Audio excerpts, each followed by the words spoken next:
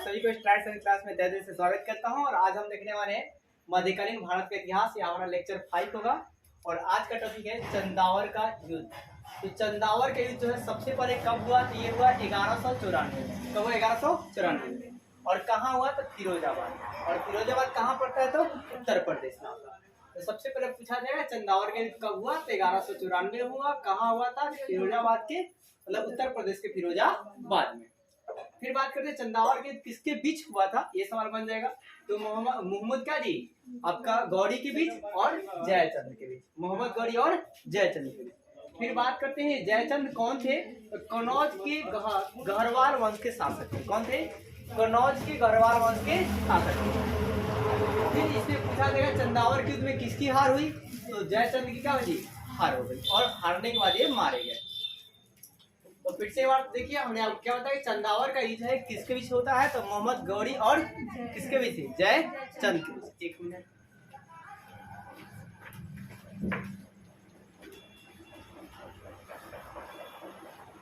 तो मैंने आपको क्या बताया कि मतलब चंदावर का युद्ध किसके बीच हुआ? मोहम्मद गौरी और किसके बीच? जयचंद। जयचंद्र कौन थे? कन्नौज के गढ़वाल वंश के क्या थे? शासक थे। अब ये क्या, जयचंद क्या हुए? हार गए। उसके बाद क्या जी? मारे गए। फिर बात करते हैं ये युद्ध कब हुआ? चंदावर का युद्ध 1194 में। कहाँ हुआ था? फिरोजाबाद कोयती में हुआ था। तो अब यार क्या, चंदावर के मोहम्मद गौरी और जयचंद के बीच हुआ। जयचंद जो है कन्नौज के गढ़वाल वंश के शासक थे। जो क्या हुआ भाई साहब, युद्ध में हार जाते हैं। और युद्ध कहाँ होता है? तो फिरोजाबाद उत्तर प्रदेश में। और कब होता है? 1194 में। फिर इसके बाद जो है क्या कि 1203 में बिहार विजय, मतलब बिहार को जीतते हैं। कौन? मोहम्मद गौरी। ठीक है।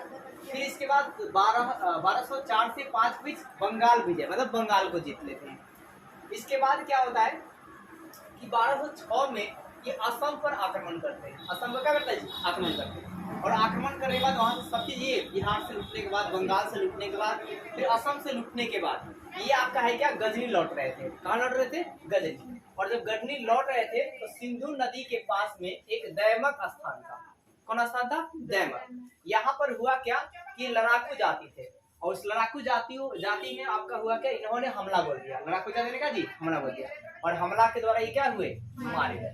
तो ये आपका है पूछ लिया जाएगा कि मतलब जो मोहम्मद गौरी है वो आपका है गजनी जाति से मारे गए, तो किसके द्वारा मारे गए? लड़ाकू जातियों के द्वारा। और लड़ाकी जातियों में भी किसने मारा? रामलाल खोखलर ने। किसने जी? रामलाल क्या जी? खोखलर ने। किसने मारा था? रामलाल खोखलर ने मारा। तो अभी आपने इतना मतलब पॉइंट क्या देखा कि चंदावर के युद्ध कब होता है? 1194 में। किसके बीच होता है? मोहम्मद गौरी और जयचंद। फिर बात करते हैं कहाँ होता है? फिरोजाबाद उत्तर प्रदेश में। कौन हारते हैं? जयचंद। कौन जीतते हैं? तो मोहम्मद गौरी। फिर बात करते हैं कि दूसरे इन्होंने क्या क्या अभियान चलाया। तो इसके बाद 1203 में बिहार अभियान। बिहार अभियान। फिर 4 से 5 में कौन अभियान चला? आपका बंगाल अभियान। फिर आपको क्या बोलते हैं 6 में कहाँ आक्रमण किया? असम का। फिर जीतने के बाद वो कहाँ जा रहे थे? गजनी। और गजनी अभी जा ही रहे थे तो बीच में सिंध पर ही, मतलब सिंध के ही पास क्या हुआ, सिंध इलाके में क्या करिए, लड़ाकू जातियों ने घेर लिया, इनको हमला बोल दिया। और उसी हमला में हमलावर एक आदमी था क्या? रामलाल खोखलर। उसने क्या कर दिया? इनको मौत के घाट उतार दिया। अब देखिए इसके बाद आपका है क्या कि तुर्की साम्राज्य का शासक, अब बात आया कि अब तुर्की साम्राज्य का शासक कौन बना? तो तुर्की साम्राज्य का शासक है ना कुतुबुद्दीन ऐबक बना। कौन बना जी? कुतुबुद्दीन ऐबक। और इसके बाद कुतुबुद्दीन ऐबक की कहानी चलेगी। कुतुबुद्दीन ऐबक का हम लोग शॉर्ट फॉर्म लेंगे ठीक है, कुतुबुद्दीन ऐबक। ठीक है, कुतुबुद्दीन क्या जी? ऐबक। अब कुतुबुद्दीन ऐबक, आपसे एक सवाल यहाँ पूछा जाएगा कि मोहम्मद गौरी ने अपना प्रथम आख्ता किसको दिया था? तो कुतुबुद्दीन ऐबक। या ये पूछ लिया जाएगा कि कुतुबुद्दीन ऐबक को प्रथम आख्ता किसने सौंपा था? ये किसने प्रदान किया था? तो मोहम्मद गौरी ने। ज्यादा सवाल ये पूछता है कि प्रथम आख्ता मोहम्मद गौरी ने अपना प्रथम आख्ता जो है किसको दिया था? तो कुतुबुद्दीन ऐबक को। किसको दिया था? कुतुबुद्दीन का जी आख्ता दिया था, मतलब वहां पर गद्दी सौंपने को बोला, ये गद्दी पर बैठ सकते। हालांकि इसे कौन गुलाम थे? अब देखिए इसके बाद कुतुबुद्दीन ऐबक जो क्या करता है, दिल्ली में मुगल वंश की स्थापना करता है। जी ममलुक वंश की क्या करता है? स्थापना करता है। तो आपसे पूछा जाएगा दिल्ली में ममलुक वंश की स्थापना किसने किया था? तो कुतुबुद्दीन ऐबक। ठीक है। फिर इसके बाद बात करते हैं और पहले की पीछे जाते हैं। तो मोहम्मद गौरी जो है भारत में अपने साथ किसको लाया था? तो मोइनुद्दीन चिश्ती, इसको लगा जी मोइनुद्दीन चिश्ती। अब ये मोइनुद्दीन जो चिश्ती थे एक संत थे, एक और थे संत, मुसलमान संत थे। इन्होंने क्या किया आपके कि चिश्ती संप्रदाय का स्थापना किया। अब पूछा जाएगा कि भारत में चिश्ती संप्रदाय का स्थापना किसने किया, तो मोइनुद्दीन चिश्ती ने। मोइनुद्दीन चिश्ती को कौन लेकर आया था, तो मोहम्मद गौरी ने लेकर आया था। फिर इसके बाद मोहम्मद गौरी ने कैसा सिक्का जारी किया था, तो भारत में लक्ष्मी की आकृति का, किस आकृति का, माता लक्ष्मी की आकृति का जैसे क्या सिक्का कुछ ने जारी किया था, ऐसा सिक्का को चलवाया था। सिक्का से सवाल भी बहुत ज्यादा आते हैं। अब इधर बात करते हैं कि देखिए मोहम्मद गौरी का गुलाम और कुतुबुद्दीन ऐबक का सेनापति कौन था, तो बख्तियार खिलजी था। कौन था, जो बख्तियार खिलजी, ये भी डेंजर आदमी मिलेगा आगे चलकर। तब है क्या कि मोहम्मद गौरी का गुलाम और कुतुबुद्दीन ऐबक क्या थी, सेनापति कौन था, तो बख्तियार खिलजी था। अलग अलग दो सवाल होंगे। मोहम्मद गौरी का गुलाम कौन था, तो बख्तियार खिलजी था। इसके अलावा भी कई गुलाम थे लेकिन फेमस गुलाम था। और कुतुबुद्दीन ऐबक का सेनापति कौन था जी, बख्तियार खिलजी था। फिर बात करते हैं मोहम्मद गौरी जो है अंतिम अभियान कब चलाए थे, तो 1205 में। किसके खिलाफ भाई साहब, तो पंजाब के गोखर जाति के खिलाफ। यही जो गोखर जाति के उसमें एक आदमी थे कौन थे जी, रामलाल, उसने क्या कर दिया, मार दिया बदला लेने को।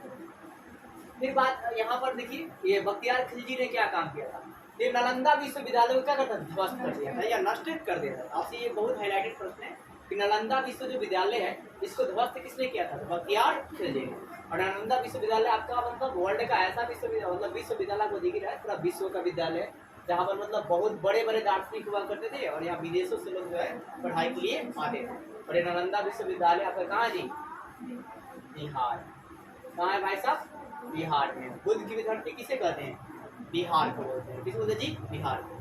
तो अगर आप प्राचीन इतिहास को देखेंगे तो बिहार एक बहुत ही समृद्ध और शक्तिशाली आपका राज्य था। राज्य नहीं मतलब इसको प्रांत कहा जाता, बहुत बड़ा प्रांत बनाया था।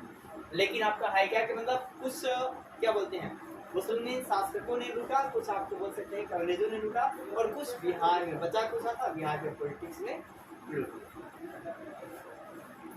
अब देखिए यहाँ पर नालंदा विश्वविद्यालय ध्वस्त किया तो यहाँ पर एक शहर बनाया, क्या, बिहार शरीफ शहर। क्या बचा था जी, बिहार शरीफ शहर।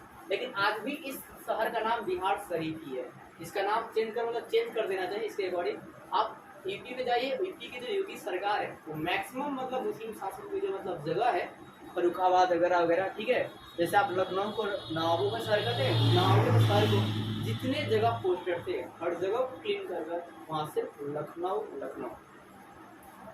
और मतलब और भी दूसरा नाम मतलब जो क्या बोलते हैं राम से जुड़े हुए, जो भगवान राम से जुड़ा हुआ नाम है वो ऐसा नाम को लगाया। और यहाँ तो मैं आपको बता रहा हूँ मतलब क्या होता है, मतलब अनाउंसमेंट हुआ था कि इस बार ईद के दिन आप रोड पर जो है नमाज नहीं पढ़ सकते। मतलब हर साल रोड पर नमाज पढ़ी जाती थी और पूरा जाम लग जाता था जब तक नमाज खत्म ना हो। लेकिन योगी सरकार ने भी कहा क्लीनिंग पर ध्यान देना, आप कटिंग की मतलब चलेगा लेकिन क्लीनिंग ना चाहिए। मैं आपको बता रहा हूँ अपनी बात, मैं ईद के दिन आपका पटना गया था, मतलब रास्ते में सिर्फ एक छोटा सा पर्दा घेर कर पूरा कट हो रहा था और उसकी जो मतलब जो भी ब्लड है वो बाहर आ रहा था। मतलब अगर बर्दाश्त करने वाले लोग नहीं होंगे उनका पूरा वोमिटिंग हो जाएगा और कई तरह की बीमारी हो जाएगा। लोग झोला में पूरा भर भर के लेके जा रहे थे। तो ये मतलब पता चलता है कि हम मतलब कैसे नेता लोग हैं कैसे, क्योंकि मतलब जब साथ आप फोटो खिंचवा रहे हैं उसी आदमी के साथ उसी साथ रह रहे हैं तो सपोर्ट तो करना ही पड़ेगा। अगर उसके खिलाफ जाते हैं तो वोट ही नहीं मिलेगी, वो डर रहे हैं इस चीज़ से। लेकिन ऐसा योगी सरकार नहीं है, वो सन्यासी भाई, उसको पैसा से मतलब ही नहीं। यहाँ तो मतलब ऐसे शासक को ऐसे सुना चाहिए आपको, मतलब जिसको किसी से मतलब नहीं, किसी भी धर्म से नहीं, किसी भी जाति से। अब देखिए यहाँ पर मोहम्मद गौरी की बात करते हैं तो मोहम्मद गौरी ने गजनी, मोहम्मद गौरी कहाँ दफनाया गया, तो गजनी में दफनाया गया। कहाँ दफनाया गया, गजनी में। और मोहम्मद गौरी कितने गुलाम थे, 3 गुलाम। पहला गुलाम कौन था, कुतुबुद्दीन ऐबक। और ये बहुत फेमस था इसलिए इनको कुतुबुद्दीन ऐबक को वहाँ का शासक बना दिया। और कुतुबुद्दीन ऐबक ने कहा अपना मतलब स्थापना किया दिल्ली में, और दिल्ली में कौन सा, ममलूक वंश बनाया। फिर इसके बाद कौन था भाई साहब, यादव। और क्या था, गुबाजा। आपसे पूछा जाएगा तो मोहम्मद गौरी के कितने गुलाम थे, 3। कौन थे, कुतुबुद्दीन ऐबक और कौन जी, यादव और गुबाजा। अब देखिए गैर मुस्लिम भूमि को क्या कहते हैं, दार उल हर्ब कहते हैं। क्या होते हैं जी, दार उल हर्ब। आप क्या लिखेगा, गैर मुस्लिम भूमि को मतलब बिना मुस्लिम वाले भूमि को क्या बोलते हैं, दार उल हर्ब कहते हैं। फिर इस्लाम का कानून तो क्या है भाई साहब, शरिया है। यह शरियत आपको मिलेगा, कभी शरिया कभी क्या मिलेगा जी, शरियत। मतलब जितने भी इस्लाम को लोग मानने वाले होते हैं वो शरिया कानून को भी मतलब मानते हैं, शरिया के अकॉर्डिंग उनको चलना पड़ता है। तो कई बार कंट्रोवर्सी होता है जो भारत में मुसलमान रहते हैं, हालांकि भारत में रहते हैं, मतलब देखिए आपको जहाँ पनाह मिले वहाँ का ही गुना आप गा सकते हैं, ठीक है। अगर आप दूसरे जगह गाते हैं वहाँ हर कोई आपके खिलाफ जाएगा। और यही भारत में मतलब मुसलमानों के साथ मतलब कहा जाए कि मतलब थोड़ा भेदभाव क्यों होता है, क्योंकि मतलब रहते हैं पनाह की हिंदुस्तान ने दिया है, तो हिंदुस्तान की गाना मतलब गुण होना चाहिए। अब लेकिन वो गुण किसका गाते हैं, मतलब अपने इस्लाम का, तो वहाँ पर ये कंट्रोवर्सी हो जाती है। क्योंकि आपका धर्म यहाँ का सबसे बड़ा जो धर्म है कौन है हिंदुस्तान का, सनातन। अब उस सनातन का ही मतलब क्या होते हैं, और को आगे मतलब बड़ा दिखाना पड़ेगा, इसी करना पड़ेगा, तब जाकर आप अच्छे से रह पाएंगे, नहीं तो फिर बात करते हैं, कहेगा कि मोहम्मद गजनवी के दरबार में इतिहासकार कौन थे, कुतुबी थे। कौन थे जी, कुतुबी। फिर आएगा कि मोहम्मद गजनवी के साथ भारत आने वाले इतिहासकार का नाम क्या था, अल बरूनी। कौन था जी, अल बरूनी। और अल बरूनी कौन था, तो एक अल बरूनी और इब्न बत्ता एक बहुत ही बड़े भूमंकर यात्री थे, मतलब इनको बहुत ज्यादा घूमने का शौक था, और घूमने के सहारे जो कुछ ही देखते थे दुनिया में उसको अपनी किताबों में नोट डायरी में नोट कर देते थे, और ऐसे कर कर इन्होंने इतिहासकार। फिर ये सबसे अंदर पढ़ने का शौक था, इन्होंने पुराणों का अध्ययन करने वाला पहला मुसलमान था, सबसे ज्यादा पुराणों का अध्ययन करने वाला पहला मुस्लिम शासक मुसलमान कौन था, अल बरूनी था। कौन था जी, अल बरूनी था। और अल बरूनी जो है किसके साथ आया था, तो मोहम्मद गजनवी के साथ। किसके साथ जी, मोहम्मद गजनवी। गौरी मत रखे, MG मतलब मोहम्मद गजनवी और MGR मतलब मोहम्मद गौर। तो इसी के साथ आपका ये मतलब क्या है, तुर्कों का आक्रमण समाप्त होता है। कुछ वन लाइनर है, इस वन लाइनर को आप ध्यान से देखेंगे और रीड करेंगे।